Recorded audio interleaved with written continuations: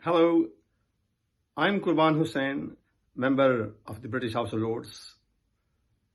It is Christmas time, and I would like to wish Happy Christmas to all those who are celebrating Christmas around the world. It is a time that we spread the message of love and peace all around us. Love for all, hate for none. This year, we are celebrating the Christmas during some very difficult times due to many reasons. One of them is the COVID-19. And a lot of people are going through some very difficult times.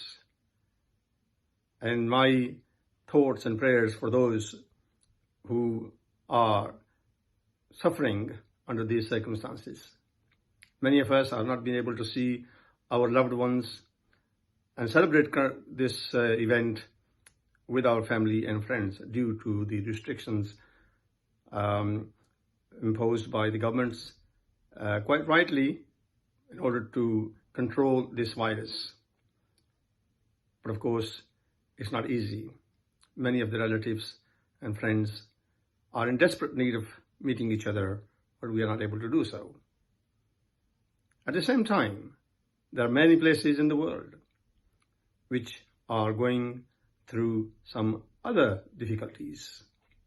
One of them is Kashmir, where people are living under military siege since August 2019. They are not able to move around. There is army picket on every street corner. There are periodic curfews. And according to the international human rights organizations such as the Amnesty International, United Nations Commission for Human Rights, the special rapporteurs, United Nations special rapporteurs on Kashmir, the Kashmiri people are living under some of the most difficult times. And the Indian Army is reported to be involved in some of the very dreadful human rights abuses. And they are given impunity under the Armed Forces Special Power Act. Tens of thousands of people are being killed. Tens of thousands are still in prison.